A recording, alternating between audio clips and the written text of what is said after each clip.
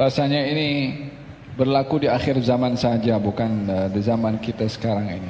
Katanya ada seorang lelaki beli tanah daripada seorang. Masa tanah itu dipekerjakan, masa digali, dijumpai harta emas. Yang beli tanah bawa itu emas bagi kepada si penjual. Katanya, ya wahai penjual tanah, saya hanya beli tanahnya, bukan isinya. Nah, ini saya balik kasih pulang emasnya kepada kamu, kata si pembeli. Kata si penjual mengatakan, tidak, ini emas kamu punya, sebab saya jual tanah dan isinya. Ini kalau ada zaman kita sekarang memang viral ya. Yang ada bukan pada nak bagi, yang ada jumpa, jangan bagi tahu. Yang satu lagi pula husnudzan. Iya, kita dah beli dah husnudzan. Yang agak warak sikit husnudzan. Hadis ini berbicara tentang qanaah, tentang sifat merasa cukup dengan apa yang ada, rezeki diberikan oleh Allah, dan sifat warak daripada mengambil hak orang. Sifat qanaah, merasa cukup, merupakan wasilah orang yang paling senang dalam hidup. Dan orang yang warak dalam hidup adalah orang yang paling jauh tergelincir daripada maksiat kepada Allah. Yang menyebabkan orang itu miskin dalam hidup bila tak punya qanaah. Hatta dia kaya raya, kalau tak merasa cukup dengan apa yang ada, tetap dia miskin pada kehidupannya. Man arada ma yakfihi fal qalilu yakfihi, wa man arada al kathira fad dunya kullaha ma takfihi. Orang yang mahu dapat rezeki cukup, sedikit bagi dia cukup, dimanfaatkan apa yang ada. Tapi kalau orang mahu lebih, dunia dan seisinya dia punya, tak cukup pun juga. Permasalahannya bukan emas sebanyak mana yang dijumpai, tapi sifat.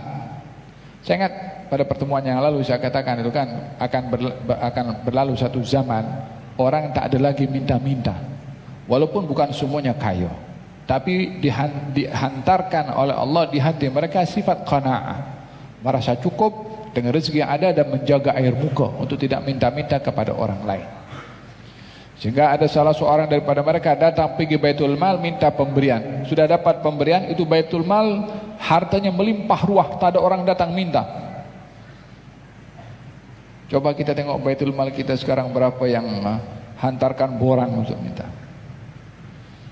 Tapi satu hari tak ada orang minta, sampai emas atau duit itu melimpah ruah. Pada akhirnya orang itu datang meminta, diberi, dia pun menyesal. Kenapa aku minta? Orang lain tak ada minta, aku juga minta. Dia patah balik pergi Baitul Mal, kasih balik duit pada Baitul Mal. Kata Baitul Mal, kami tak pulangkan duit yang kami dah bagi. Dia nak bagi kepada orang, tak ada orang nak, dia buang pergi sungai. Itu harta, itu emas. Fahim tom? Hadza berkenaan dengan sifat qanaah dihantarkan atau diberikan oleh Allah kepada community masyarakat yang hidup di satu zaman yang akan datang nanti. Hadis ini memberikan kepada kita isyarat betapa perlunya seorang muslim dan mukmin punya sifat qanaah dan sifat wara'. Sifat qanaah dan sifat wara'. Dipuji oleh Allah dalam Al-Quranul Karim golongan kaum muhajirin sifat qanaah. Dengan apa? Tidak menampakkan diri walaupun susah. Tidak menampakkan diri walaupun susah. Walladzina ushiru fi sabilillah la yastati'una darban fil ardi yahsabuhumul jahilu aghniya'a minat ta'affuf ta'rifuhum bisimahum la yas'aluna an-nasa ilhafa. Terdapat orang-orang yang tidak mampu berjihad. Tidak mampu berjihad, bukan tak nak berjihad, tidak mampu, tak punya duit untuk beli kuda, tak punya duit untuk berbekal dengan pedang, tidak punya kemampuan untuk berbekal makanan pergi berjihad, hanya punya tenaga, hanya punya tubuh badan saja yang lainnya tak ada. Yahsabuhumul jahilu, orang yang tak tahu tentang keadaan orang ini, yang untuk pergi berjihad pun tak punya bekalan, maknanya susah lah.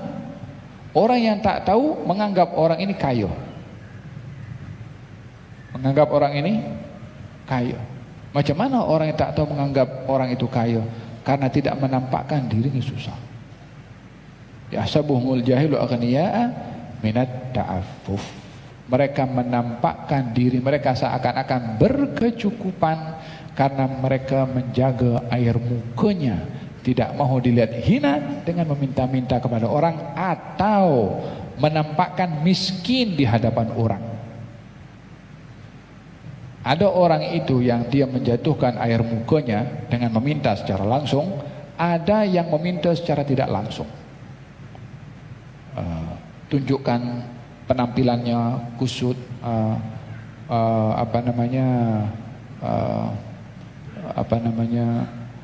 pakai handphone lama, handphonenya handphone lama, diletakkan di hadapan situ, biar orang tahu aku punya zuhud. Sama aja, tak ada guna begitu. Kalau tujuannya nak tunjuk kepada orang, ya, kita tak mau nak hukum isi hati.